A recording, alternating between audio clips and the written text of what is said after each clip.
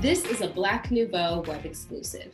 Last month during our 30th season opener, we highlighted a renaissance happening in the Bronzeville district, reinvigorating the history of arts, culture, and commerce. Today we hear from Dr. Sandra E. Jones on her new book, Voices of Milwaukee Bronzeville, which recollects the rich history of the neighborhood through the people that grew up there. Thank you for joining us, Dr. Jones. Thank you for having me. So my first question is, let's just dive right in, is what motivated you to embark on this project?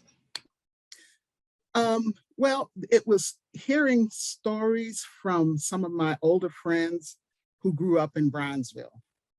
My neighbor down the way, Bill Nolan, grew up in Bronzeville. He has 3 friends. They've known each other since they were 8, 10 years old. They get together every Friday at his house, and they do other activities. Their families go to the same churches and things like that. But when they get together at his house, they just sit and talk and reminisce about what it was like for them growing up as kids. So one day I just barged in with my tape recorder and I started taping them. But I also felt it was really important to document, to record the life of that community.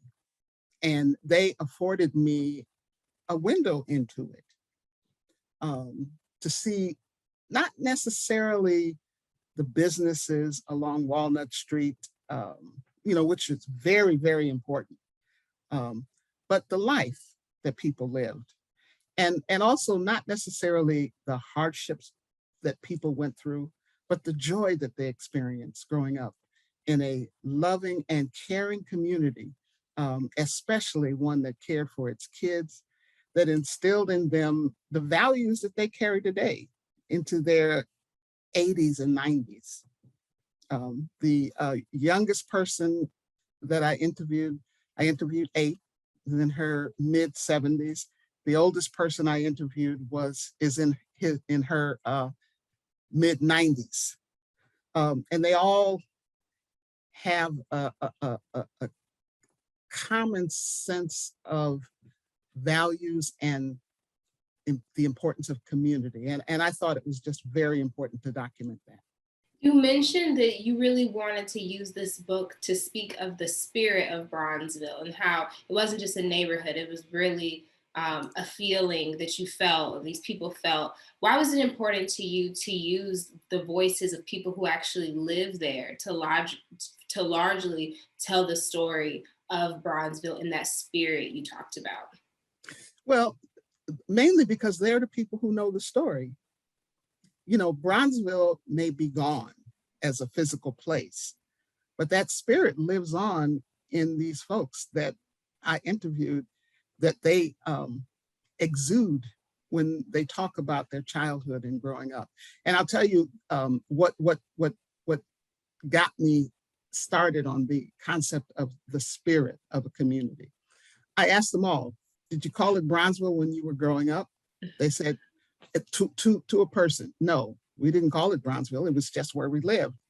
So then I changed the name to the myth of Milwaukee Bronzeville because, and then I began to understand that the concept of Bronzeville is so important for African-American people across the country, but especially here in Milwaukee. And so one day I was talking to, so I couldn't go that way, One day I was talking to Joe Deku, who's in the book, and he said, Sandra, if I had to ask God to do it again, I'd ask him to give me the same life that I had. He said, I had good times and I had bad times.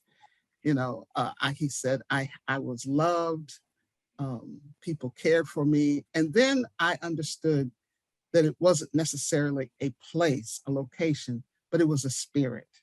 It was the same spirit, and I say this in the book, that carried this friendship of these 4 guys from 8, 10 years old into their 80s and 90s.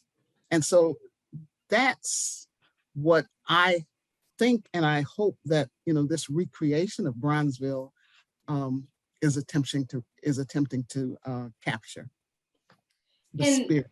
You know, we hear so much about the history of Bronzeville as far as Walnut Street and the businesses that live there, and ultimately the urban renewal that led to it being destroyed.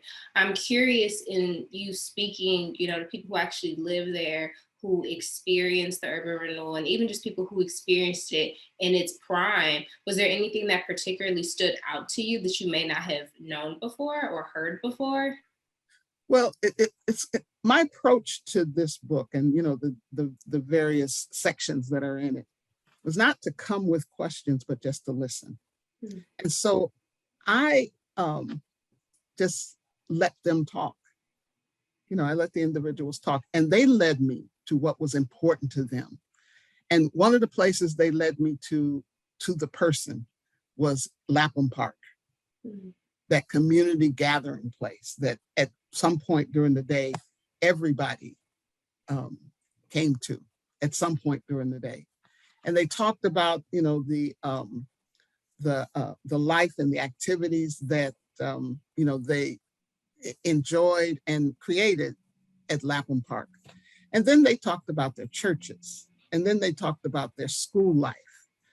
Then they just talked about the physical landscape, um, you know, and that kind. So that's what kind of structured the book for me, where they took me, not where I wanted, to take them. Or um, and that part stood out to me. The memories are so clear in their minds, in their heads.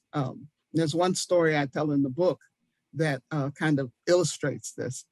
They talk about the Urban League and how important that was in the community. And they had a boxing program for young people in the basement of the Urban League. And so Bill Nolan told me the story of he and a young friend of his were out in the street. They must have been 8 years old, and they were just fighting, boxing. He told me about baby Joe Gans, who came out of from the Urban League, grabbed them both by the collar, picked them up, took them down to the basement, put them in a ring, put 16-ounce gloves on them, and said, "Okay, go to it." And Bill said they swung at each other and they got so tired that they just fell out. Bill says it was mean. I say it was teaching a lesson of how to cradle that. But then, this is the thing. I went and I did some research for Joe Gans, and Joe Gans died before Bill was born. And so then I just said, let me type in Milwaukee Joe Gans. And I typed it in, and sure enough, there was a man that called himself Baby Joe Gans after the original Joe Gans, who worked at the Urban League. So that story turned out to be very, very real. And it just illustrated to me how clear the memories of that life was for these folks. That was astounding to me. Miss Thurman, she lives, my neighbor on the corner, she's 94. Her memory is so sharp about what life used to be like. And she had pictures, and she had letters that her father had written to her mother from 1916. Right. One of which is in the book. So that really stood out to me. How we may not uh, be able to experience, but they remember it so well. And that's something that stood out to me too, is like so much of reading this book felt like I was just at the table with like my grandparents or my great grandparents. They were just, just laying all of their memories out, and very clear, as you mentioned. So my last question to you is, who is this book for? Who is your intended audience? Who do you want to take in these stories and walk away with those fully recollected memories of the spirit of Bronzeville? Two parts to this answer. One is for the people who are in the book. And I have to be honest, I had no idea how they would react to it, but their reaction is just priceless. They are so happy that, they're just ordinary folk, right? But now their life is they're able to relive things Joe Deku told me, he says, it's like I'm being born again, that his story is being told like this. And that's the reaction of all of them. They're so excited about it. So for them, and that was a surprise to me, but also for generations that came after them, because this history really does need to be recorded from the people who lived it.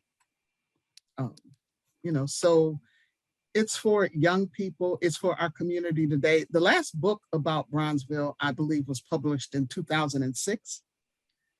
So this book and the response to it really shows that we need this so badly in our community, in our Milwaukee community. And the title of the book, the publishers wanted to take out Milwaukee and just call it The Voices of Bronzeville, but I insisted, no, this is Milwaukee Bronzeville. So that name has to stay in there. Well, thank you for fighting for that distinction. Where is your book available for people to purchase?